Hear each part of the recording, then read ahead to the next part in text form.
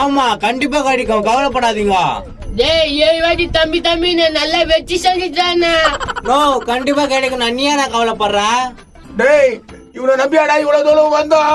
ஏன்பா என் பேரை கண்டிப்பா தருவான்ப்பா, நீங்க அவசரப்பட்டு பேசாதீங்க. டேய் நீ பேசாதடா, முதல்ல கெட்டு போயா. வாடா அங்கதான் போய் பார்க்கலாம். முதல்ல போய் பாப்பா. சட்டு புட்டு நிறுத்தலாம். டவுலக்குதுங்க எப்படிலாம் அழிது போய். எப்பா பதில் கச்சிடும்ல.